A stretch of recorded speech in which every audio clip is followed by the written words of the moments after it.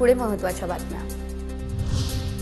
पश्चिम मुंबईमध्ये आता राज ठाकरेंचा दौरा, अंधेरी, जोगेश्वरी, दिंडोशी आणि वर्सोवामधील शाखांना भेटी, काही नव्या शाखांचं देखील केलं उद्घाटन।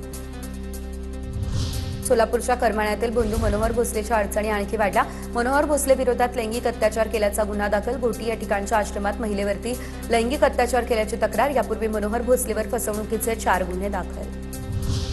अहिल्यानगर या ठिकाणच्या पोलीस मुख्यालयामध्ये हँड ग्रेनेड फुटलं। दुर्घटनेमध्ये 4 प्रशिक्षणार्थी पोलीस कर्मचारी जखमी। मॉकड्रिल हाताळण्याचं प्रशिक्षण सुरू होतं त्या दरम्यानच दुर्घटना। स्मोक हँड ग्रेनेड असल्याचं अधिकाऱ्यांचं स्पष्टीकरण। रायगडच्या आंबेनळी घाटामध्ये कार दरीत कोसळून 8 जणांचा मृत्यू झाला। महाबळेश्वर ट्रेकर्स टीमकडून दरीमध्ये रेस्क्यू ऑपरेशन। सर्व मृत साताऱ्याचे असल्याची माहिती। छत्रपती संभाजीनगरमध्ये शिवसेनेचे उपजिल्हाध्यक्ष अंबादास म्हस्केंवरती हल्ला। बाबा पेट्रोल पंप चौकामध्ये चाकूने वार करत जीवघेणा हल्ला। सराईत गुन्हेगार राम बोडखे विरोधात गुन्हा देखील दाखल करण्यात आला।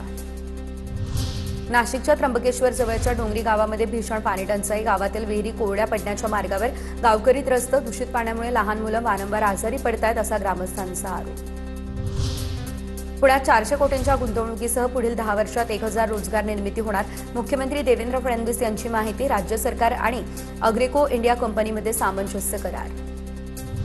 येवल्यामध्ये बादशाह बोकडाची जोरदार चर्चा। कपाळावरील चंद्रकोरीमुळे सर्वांचं लक्ष वेधलं। भारमच्या बादशहाला लाखोंची मागणी, तर 10 ते 15 लाखांना विक्री होण्याची मालकाची अपेक्षा।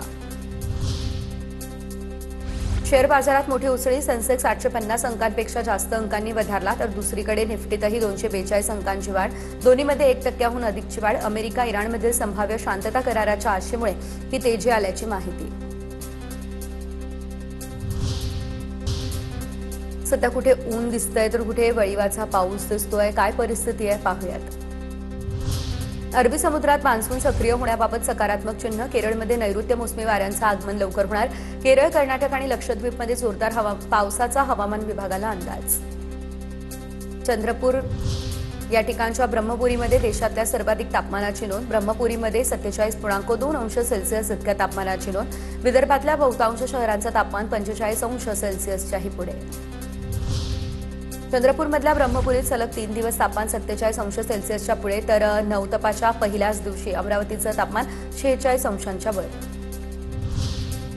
विदर्भातल्या नागपूरसह अनेक जिल्ह्यांमध्ये उष्णतेची लाट। मुंबई, ठाणे, पालघर यासह रायगडमध्ये दमट वातावरण।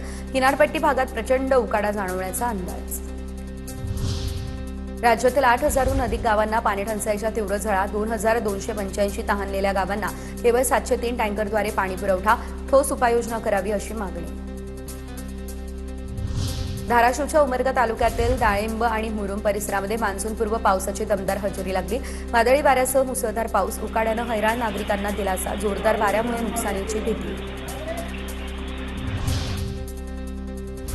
बीडच्या आष्टी या तालुक्यातील काही भागात वादळी वाऱ्यासह पावसाच्या सरी। बावी, बीड, सांगवी, आष्टी या ठिकाणी पाऊस। उष्णतेमुळे हैराण झालेल्या नागरिकांना काहीसा दिलासा, तर वादळी वाऱ्यामुळे नुकसानीचीही भीती।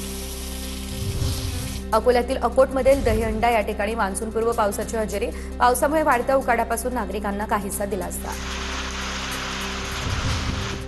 लातूर जिल्ह्यातल्या ग्रामीण भागात वादळी वाऱ्यासह जोरदार पाऊस कोसळला। निलंगा आणि औसा तालुक्यामध्ये वादळी वाऱ्यासह पाऊस झाला। पावसामुळे हवेत मात्र गारवा।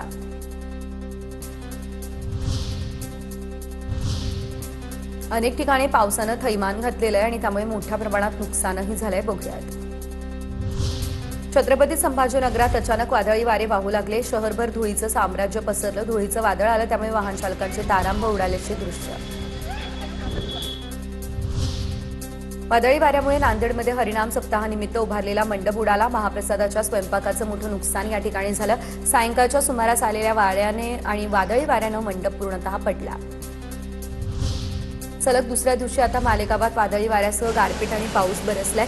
उष्णतेने हैराण झालेल्या नागरिकांना काहीसा दिलासा मिळालेला आहे, मात्र शेतात काढून ठेवलेला कांदा भिजण्याचीही शक्यता।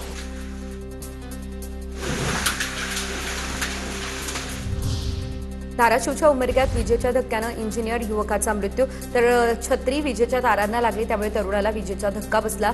तरुणाच्या अपघाती मृत्यूमुळे परिसरात हळहळ। सोलापूर जिल्ह्यामध्ये पडलेल्या मान्सूनपूर्व पाऊस आणि गारपिटीमुळे 3000 पपईची झाडं जमीनदोस्त।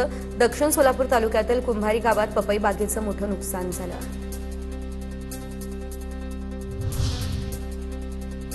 जालन्याच्या परतूर तालुक्यातील आष्टीमध्ये वादळी पावसाचा तडाखा. जोरदार पावसामुळे मोठं नुकसान झालं.